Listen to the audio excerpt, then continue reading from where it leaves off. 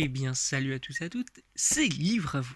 Et donc, oui, on se retrouve enfin pour parler de ce livre, de ce énième guide, comme celui-ci, dont j'ai parlé de celui-ci, sa suite et la suite de celui-ci. Oui, c'était la trilogie de la honte. Voilà. Donc, attendez encore un peu pour parler de The Twisted Ones, parce que comme vous le voyez ici, il y a eu The Silver Eyes, il y a eu The Twisted Ones, il y a eu The Freddy Files, et il y a du coup eu Five Nights at Freddy's, Survival ou Security Logbook.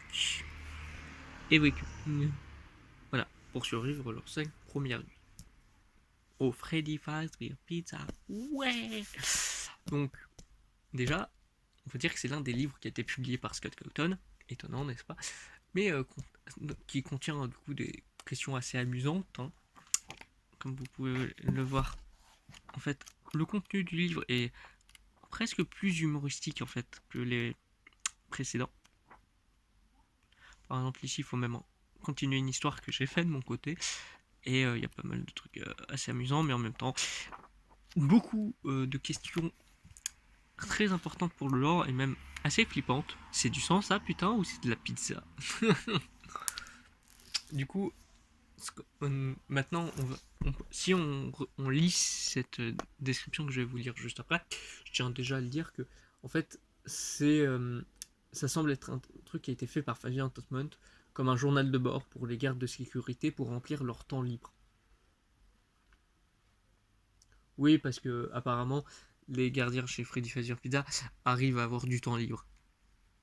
Ah oui, tu vois, ils ont le temps, ils doivent attendre de là, je dois fermer la porte et tout. Non, non, non, je peux m'occuper de ce guide en même temps. Ouais.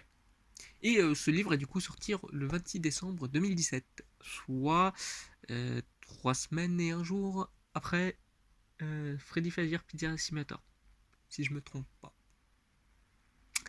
Voilà. Et du coup, je vais vous lire ce qui est écrit ici.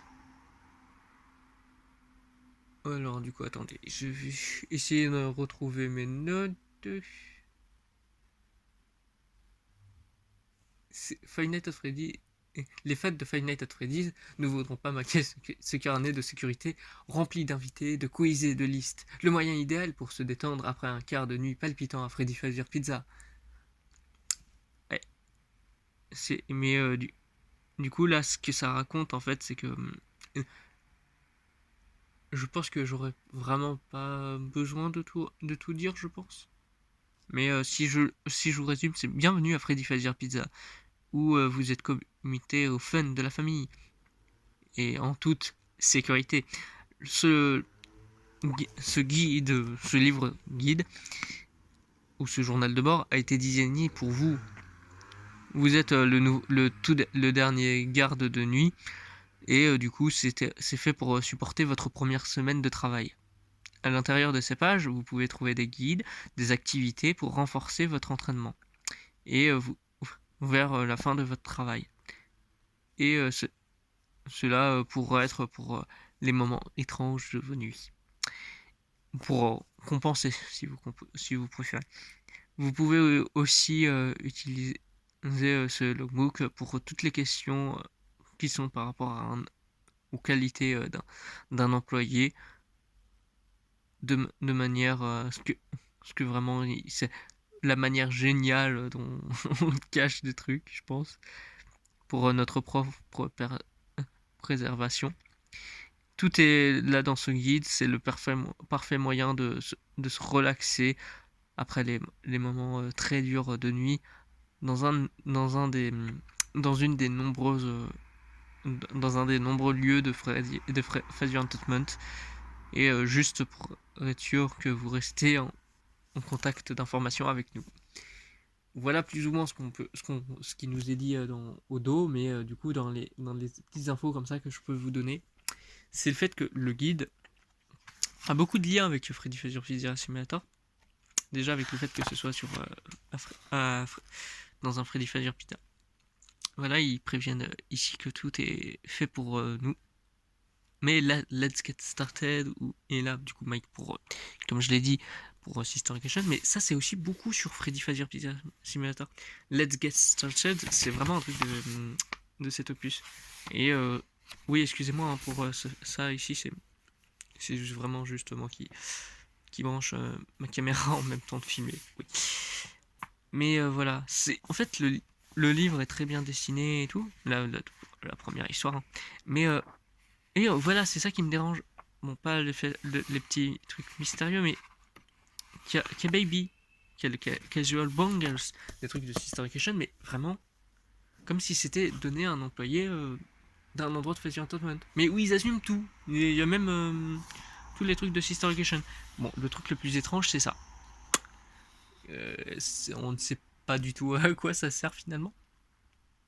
Mais voilà, il y a pas mal de trucs. Il y a le nom de Cassidy qui aurait été trouvé pour Cassidy qui serait soit le Bite Victim ou Crane Child, mais ça a été confirmé que ça n'a pas été confirmé, pardon, mais Cassidy a été retrouvé dans The First Closet, mais j'en parlerai un peu plus, je pense, dans justement ce livre. Mais le nom du Crane Child, bah, ça serait Evan, selon ce même livre, mais avec plein de petits moyens de trouver des mystères et tout. Et là, je peux vous montrer les pages hein, par rapport à avant. Vous voyez, c'est très festif. Et ça, c'est un des points que je trouve très intéressant du livre. Bon, il y a Chica qui dab. Voilà. Excusez-moi si ça a changé l'organisation de comment vous le voyez. Mais voilà, il y a... ça, c'est un truc assez marrant. Mais ce guide en soi est très intéressant pour répondre à plein de petites questions. Et en même temps, est vraiment... Allez, c'est un truc commun, mais en même temps, il y a plein de petits mystères. Ça me rappelle l'ancienne mécanique qu'il y avait pour Fun Guy. Le Fun Guy, c'est vraiment le truc qui devrait être rassurant, mais où merde, il dit des conneries, et du coup, bah, ça montre le vrai côté sombre. Mais du coup, à savoir aussi que ce guide, normalement, il est montré comme un livre d'activité où tu notes tous ces trucs.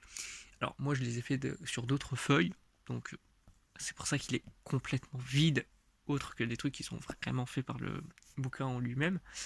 Mais voilà, ça fait vraiment partie de ce livre, c'est vraiment l'essence que je trouve dans FNAF, le fait que c'est tout mignon et tout, mais en fait c'est glauque, il y a un truc glauque.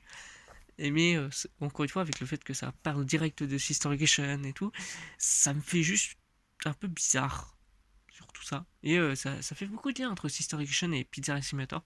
Ce qui est vrai que comme les opus sont tous les deux contradictoires sur beaucoup de points, bah, ça fait du bien de voir ça. Mais ce guide, encore une fois, je pense, en tant que guide, si on considère tous les autres qu'il y a eu dans la licence avec les Freddy Files, c'est de loin le meilleur. Vraiment. Je ne dirais jamais l'inverse. C'est le meilleur guide de FNAF. Les Freddy Files, je le dis clairement, comme j'avais pu le dire avant avec la trilogie de la honte, c'est de la merde. Lui là, il est très bien. On voit que justement, les Freddy Files, je l'avais dit, mais il devait avoir comme du lore. Bah lui, il y a du lore. Et justement, il l'exploite très bien. Même si bon, les questions qu'il reprend et tout, bah c'est des jeux, mais ça, et du coup j'en parlerai pas, et en même temps, bah du coup c'est très paradoxal. Et du coup ça m'a un peu chier, mais le concept même de tout ce qu'on voit dans ce livre est vraiment intéressant. Tout est bien exploité et tout. J'arriverai pas à tout définir, mais je pense que vous voyez ce que je veux dire. C'est que c'est un truc qui est vendu. Ah tiens, c'est le dernier truc de Fazbear Entertainment, où encore une fois, même toute leur production, à chaque fois qu'ils font un truc, ça finit par être malsain d'une certaine manière. Et ça, c'est très bien fait. Mais encore une fois, l'un des trucs qui peut aussi poser souci, c'est que du coup, faut essayer de le placer si on veut. Mais du coup, ce qui est aussi très dommage, c'est du coup la chica que j'ai montré, mais que tout ça, certains le placent dans l'ordre des jeux, je comprends, mais du coup, c'est con de faire un livre qui peut être un livre dans les jeux, mais du coup, les autres pourraient l'être également, j'imagine. On pourrait faire. Je vois pas où elle s'oscille. Je vais pas parler dans les méta ou dans les histoires qui ont été faites après. mais je pense que vous voyez ce que je veux dire. Ce qui est dommage, en soi, je vais le dire très clairement, c'est vraiment dommage. Mais mais du coup là, je trouve que même l'exploitation, c'est comme S, un livre qui a été fait par J.J. Abrams, c'est quelqu'un dont j'ai oublié le nom. Bah, comme on le voit ici, en fait, là, il y a cette demande de dessiner un truc, mais ça a déjà été utilisé. Et ça, c'est vraiment un truc très exploité. Et je trouve que c'est vraiment bien exploité. Coucou toi. Et je trouve qu'on pourrait vraiment faire des trucs fun. Moi, je le ferai pas parce que voilà. Mais encore une fois, ça a l'air vraiment très intéressant. On a des dessins hyper marrants et tout. Et on voit encore une fois dans des trucs qui paraîtraient tout communs. Attendez, je vais vous montrer par exemple ce passage là. Alors, du coup, faut remplir ça. Ton nom, ton téléphone, ton adresse, là, tes allergies, et si t'es un organe donneur, et comment tu préférerais mourir. C'est génial. Vous voyez, c'est vraiment ce type de truc où c'est malsain, mais où c'est juste Fazia Entertainment, quoi.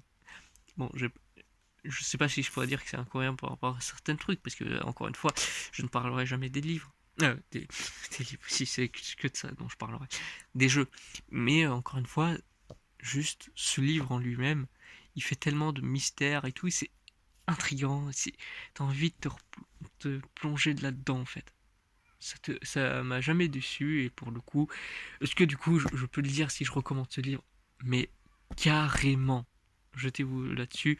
Et donc, comme j'ai pu le dire, il n'est pas en dématérialisé. Désolé aux gens qui sont pro ça.